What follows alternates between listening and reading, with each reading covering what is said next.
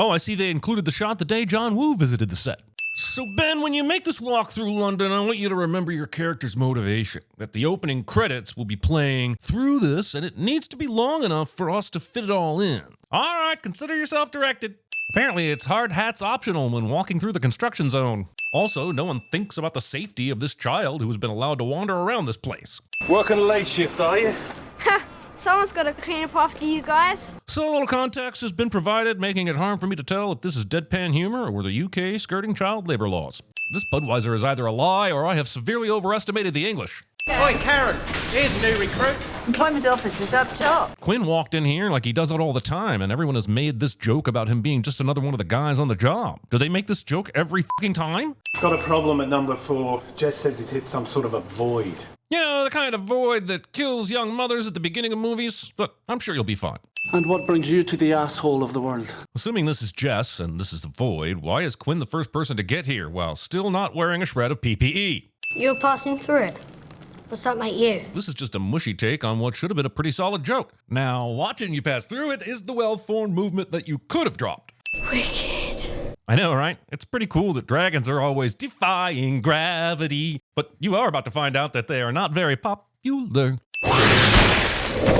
I guess this dragon is just waking up, remembering how to use his dragon breath after many years. But the most likely explanation for him firing blanks is that he knows this kid is going to grow up to be the main character of the movie. Barely any of that eye wash actually got a chance to wash any part of his eyes.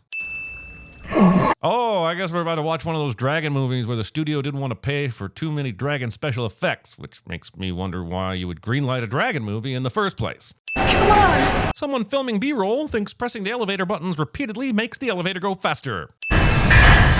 Your guess is as good as mine as to what the hell is happening here. Anyway, they should have cut to one of those old-timey silent movie intertitles that said, "Zounds, the dragon off Quinn's mom it did." I've kept this for years, because someday it'll be up to you. So begins nearly 2 minutes of letter-writing exposition narration, complete with dark footage and rapid cuts that would fit very neatly into the opening credits of a Godzilla f*** Kong movie well before the first Horny Monster Universe series came out. In the beginning, it was ignorance that destroyed us. I really pity anyone trying to get useful information from this guy's writing.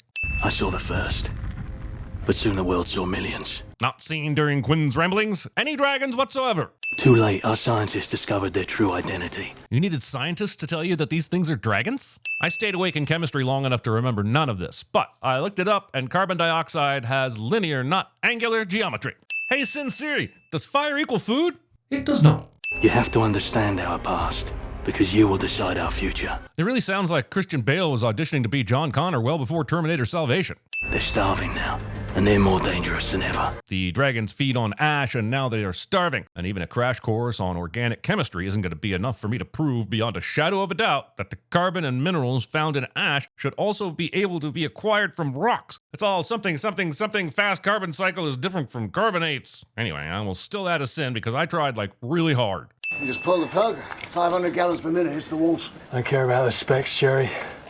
1200 centigrade, can it take it? Is being able to take 1200 centigrade not a spec? Even if it isn't, this is a really dickheaded way of asking about a spec. Holy shit, this movie really got the details of living in 2020 down perfectly. Why do I give it a sin? Because I care. Also, why bother with the AD? Were we going to confuse it with 2020 BC? Or hindsight? Or Barbara Walters? Kids can't eat hope, Quinn. I mean, they ate my hope of ever starting my 30-odd foot of Grunts tribute band, so agree to disagree, Eddie. Eddie, you can argue as much as you like. It seems like every time Hollywood imagines dragons, they also imagine Gerard Butler. Join me, the Black Knight says, and we can end this conflict forever. Disney didn't own the rights to Star Wars back in 2002, so they must have been pleased that the fictional characters who are obviously acting out Star Wars didn't accidentally say Darth Vader during this broomstick fight. The Black Knight stares through the holes in his shiny mask. You realize this is a visual medium, right? Characters don't often give third-person perspectives in the middle of the action as if they're reading a book. Wait, they ended it there? Man, these guys are super greedy if they're going to charge children to watch The Empire Strikes Back in multiple parts. Did you make that up, Mr. Quinn? Of course I did. Plagiarism. Man, they must really know all the James Earl Jones hits. I'm surprised nobody yells The Great White Hope. What do we do when we wake? Keep both eyes on this side. This community using prayer to pass on possibly life-saving information to kids is one of the more interesting details of this movie. Too bad it never pays off in any significant way. Michael, Quinn's asleep. I took the keys. So wait, you had the time to show me this entire walk from here to Michael's bunk, but you couldn't show me the scene where Eddie took the keys from Quinn? Quinn must be the dumbest person alive to allow those keys to be stolen while he was sleeping. They teach the kids to sleep with one eye open so they can look out for dragons. What are they going to think when they find out Quinn can't even stay awake long enough to look out for Eddie? Oh, God. This movie really thinks that by not showing the dragon, they're building suspense, when they're really just building all of our collective impatience. I don't understand. If the bird on the watchtower further away than this saw signs of a dragon just moments ago, then how exactly did this bird not get wind of it until now? Honestly, it feels like the movie could have started here. I don't think we needed to see young Quinn during his Empire of the Sun years. You could have just gone straight to Newsies and plopped him directly into the apocalypse, just as Joseph Pulitzer intended. Ah, Guy Montag! The movie undermines how insurmountable the dragons are by having people surmount them at every turn. Case in point, these trucks built to withstand the flames. During this scene, something happens involving vehicles with many cuts to murky close-ups between the two cars, and names are shouted that I don't know. All in all, I have just as much of an idea what's happening as I did when I played Dragon's Lair when I was 7. He doesn't care about us. He just wants the damn ash off that field. If the dragon didn't care about them, why did it jump in front of them to prevent them from driving out of there in the first place? In a world where fire is one of your main antagonists, sure, let's overcandle your office. What could go wrong? First of all, this apostrophe is in the wrong place, unless several different Europes sprang up during the time of these dragon attacks. Also, the article appears to be talking about an earthquake, and it has a distinct lack of dragon coverage in it. Also, we've already gone through this. We know the modern world was ravaged by a combination of Frankenstein, Dracula, and the Mummy. We don't need yet another poorly edited newspaper montage showing us all the Mumfrancula carnage. Also, times 3, we will e-build. Hey, Ballard, I got voices. AJ, what are you smoking? This movie is incredibly enriched by AJ hearing voices over the radio and Barlow not believing him. It adds so much. You'd have to change the whole title of the movie without this scene. Extra shots! Come on! We haven't got all day. Apparently we do, since we're seeing this guy struggle to get extra shells in real time. What a dump. Expecting anything less than the quality of a dump during an apocalypse. Anything happens, you know what to do. No, I have no idea. Me neither. Then what was even the purpose of this exchange? Name's Van Zandt, Kentucky Irregulars. Making Matthew McConaughey play anything except a Texan. But in the failing light, they can't focus. Magic hour. I see that before Van Zandt was a badass dragon hunter, he dabbled in cinematography. This is a big moment for the town of Burke, or whatever they're calling this place, but it really does feel like this movie takes the opportunity to waste time as much as possible when it comes to fighting dragons. I feel like they should have called this Rain of Fire. Excitement as a helicopter comes flying in and we experience the full minute of its landing. Look, I know I'm harping on the time this movie wastes, but it's a tremendous problem, and I'm gonna add 1,000 sins for this shit. Landing on a post-apocalyptic helipad without asking anyone if it's structurally sound enough to handle the weight. The director said, throw this kid an apple. It'll make you look like even more of an asshole. Who are they? Archangels? Huh? 17 seconds. Once they jump from the chopper, that's their life expectancy. That fun fact doesn't explain a damn thing. You never thought of giving them parachutes. They're not much help, they're bullet men. Alexandra will explain that they use nets to capture dragons, but will make it sound like they only use nets, and leaving us to wonder if surviving the fall is up to God or if they do something truly badass like ride the dragon to Camelot. Anyway, it's a confusing exchange because these jumpers definitely use parachutes. So, you guys jump out the chopper and use a net to snare dragons. So far, everything about the American Squad would have made a better movie than this one. Is that where you get all your children? Don't you love it when you've been living without a partner for so long in the middle of the apocalypse and then bam, a helicopter carrying a hot Bond girl arrives and becomes an automatic love interest? Stay on the deck till we get the verticals up. I'll try to lose it up in the clouds. The simple, less cinematic solution would be not taking off before the verticals are up. This dragon just flies around doing nothing, apparently waiting for Matthew McConaughey's Dragon Slayer team to do all the things it needs to do so that everyone can be prepared and the action can take place. I'm almost there! I'm almost at the top of the... I sure am glad we came to the theater to watch someone listen to a radio play of the movie I thought I was watching. Also, the thing that needs to be planted at the top of something for suspense will eventually be planted at the bottom of this hill, but will work all the same. Also, good to see that the vertical still works after a dragon charred and toasted the guy who was holding it. Monitor's coming up! And it is immediately right behind them, meaning the plan dreamed up by our resident Dragon Slayer was f***ing dumb to begin with. And aside from his cool aesthetic and being Matthew McConaughey, we will never see a valid reason why people decide to follow him. It makes me very happy that this dragon decided not to cook the helicopter and went with a ramming strategy instead. Also, it's shaky as f*** and cut to shit, but this helicopter survives this? Alex! Do you have a reading? Okay, target 1,500 feet. Copy that. 1,500 feet from what? What did that tell them? From that reading, how do they know if the dragon is below, above, north, south, east, or west? Damn it! It's right on top of me! Shoot! Feels like this is something Alex could have told them before it happened, since now she's got a radar that tells her where the dragon is. Shoot at what? I can't see a thing! And yet, they both shoot their nets perfectly at the dragon wings. Great shot! How could you tell? Since when did you get a good look at the dragon? Is it because the dragon made the extremely distinctive, "Oh no, I'm caught" roar? Are you ready to ride? Because you got about 30 seconds until the bitch is on top of you. You bring her to me. How the f do they know the dragon is on that trajectory? Never once do we see a red dot on the radar headed towards Quinn's location, and the dragon could easily change course. Movie expects us to believe that Quinn saw that projectile flying in the air to time this head bop to avoid it. You're gonna tell me the nations of the world tried nuclear weapons before a harpoon gun? So the town celebrates, and we hear Jimi Hendrix's Fire playing over the loudspeakers. The song plays for a full 45 seconds while the movie establishes a scene of merriment. At the end of that 45 seconds, Van Zandt returns from recovering his dead soldiers. He gives the castle a long, angry look, and then presumably makes a long walk from here to the inside where Jimi Hendrix's Fire plays uninterrupted from here to here. Even if the continuity was perfect, the song should be over because it's only 2 minutes and 30 seconds, and it already played for a full minute. It would have taken longer than that for Van Zandt to gather his entourage and walk inside. And that concludes my devastating breakdown of this scene. One dragon down, 3 men dead, oh yeah. At that rate, we might just be getting somewhere in about 320 years. Nerd! These beasts live on ash. They feed on death. Plants and animals are alive before we eat them, so everything feeds on death. Except vegans, they mostly consume platitudes. Personally, you disgust me. Okay, so that's the last time I'm inviting Wooderson to the moon tower. Did he just put more than half of that cigar in his mouth? What the hell? This big-ass fire doesn't attract more dragons. You see the one we brought down, the big bull?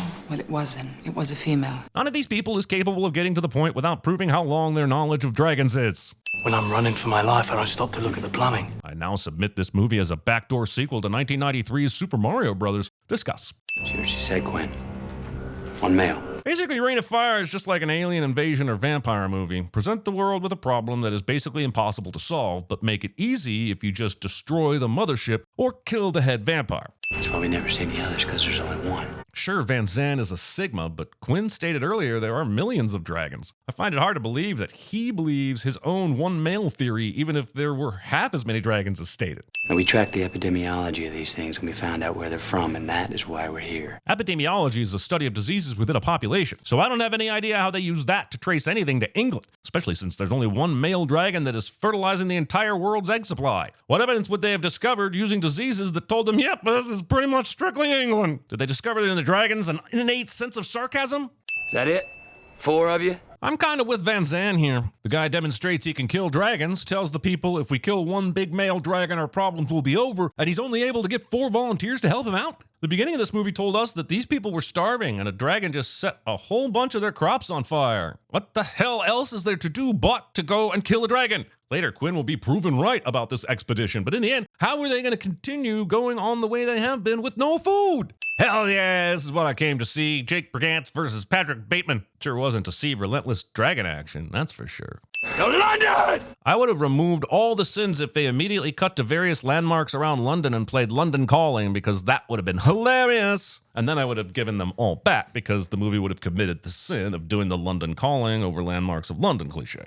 Just because you give a person iodine doesn't mean you should touch their bloody lip with your unwashed hands. Also, using up the iodine like a wasteful asshole, but I guess it's not really his fault. He learned first aid from his mother. You're not my father.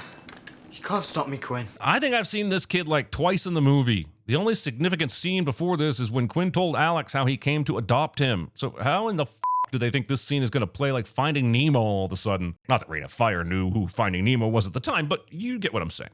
Alex couldn't say goodbye to Quinn before she got in the helicopter and had to waste fuel flying it over here and making the whole damn thing nod at him.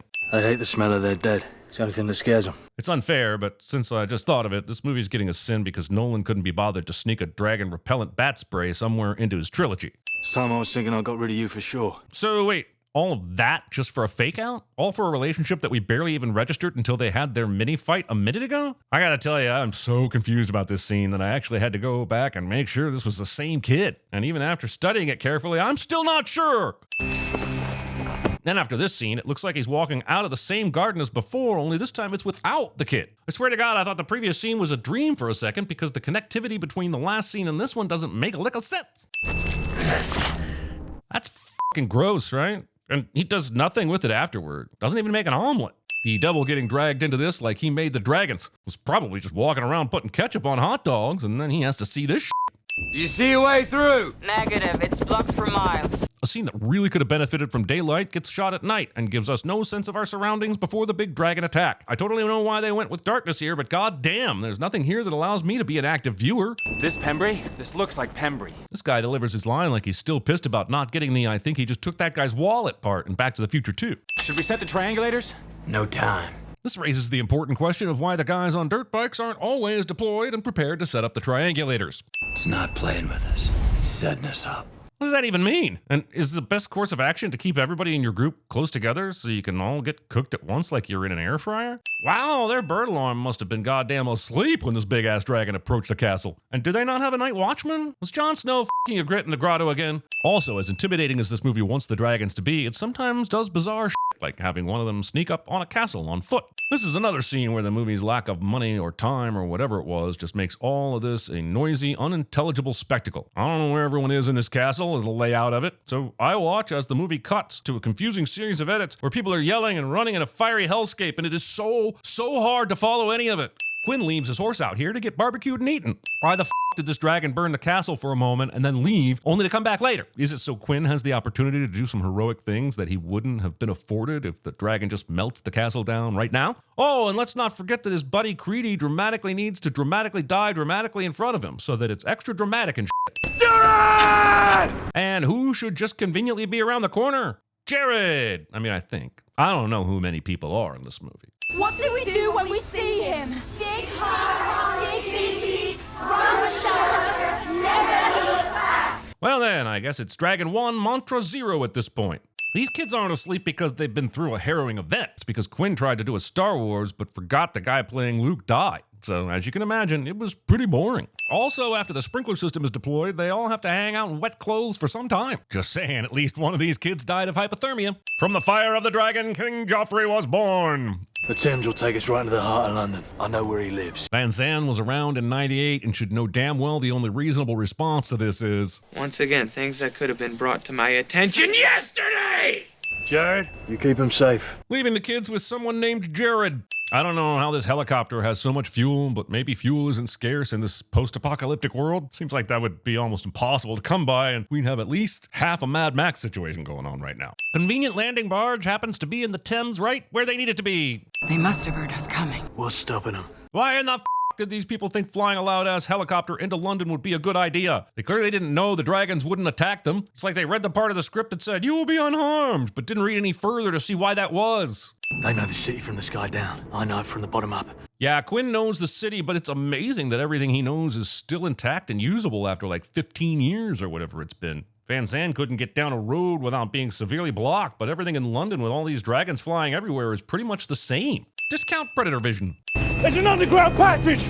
Leads to the construction site! Just because the dragons didn't attack you when the helicopter arrived doesn't mean you should yell that. How tall's that shaft? A question often asked, which became much more revealing when I found out my college girlfriend did not major in architecture.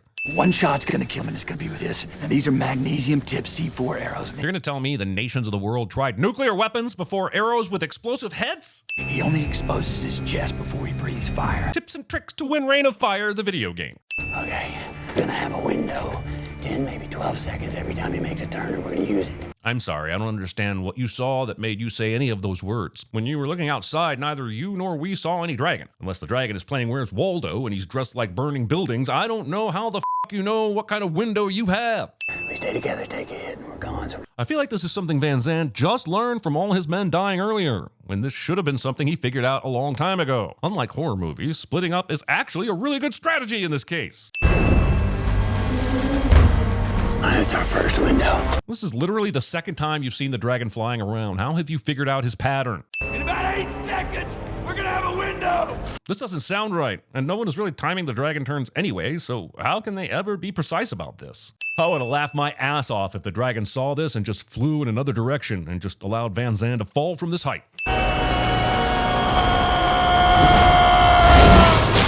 Also, there is what I would consider a last-ditch effort, and then there is saying aim for the bushes while jumping from a roof like Danson and Highsmith and the other guys. This was the latter, but instead of being a parody, the movie just took itself as seriously as a stroke. For anyone that doesn't get the reference, there was never any bushes, and there wasn't even an awning in that direction. Don't worry, guys, Alex turned her head, so she avoided all this debris raining down on her. I'm fine. What are we gonna do?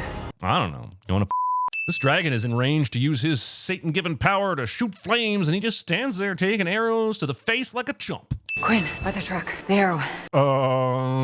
If you say so. Basically, this movie steals the ending of Jaws. The only thing it didn't steal from that movie is joy. Now that they've killed the end boss, I suppose all those other hungry dragons just died instantly, because none of them show up to rip these two to shreds. We got signal! Seeing as how the thing they're building is a dragon detection system, Jared must be talking about the radio back at the castle. But didn't the radio room get roasted during the castle attack? If you're telling me they found a way to rebuild that that would be helpful. It's been, what, 3 months since we saw the last one? Movie thinks 3 months without their bow was enough time to suggest that the female dragon population must be dwindling, and that life wouldn't find a way. You could flash fry a buffalo in 40 seconds. Then we discovered rain makes it catch fire. Too late, our scientists discovered their true identity. And yes, Tesla is merely the key to my diary, not to my trick. Did you really think I'd part with my secret so easily after so much? You have to understand our past, because you will decide our future. This is John Connor. If you're listening to this, you are the Resistance.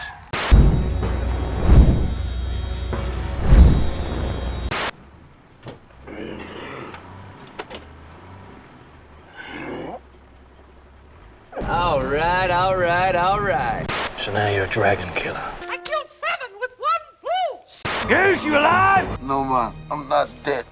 Is that it? 4 of you? I gotta pump those numbers up. Those are rookie numbers in this racket. Your parents' death was not your fault. It was your father's. Goodbye, Jared. You look after yourself. I guess that's what you're best at, isn't it? Because Grant's like me. He's a digger. Jared? Yeah, Quinn? Get a goddamn job.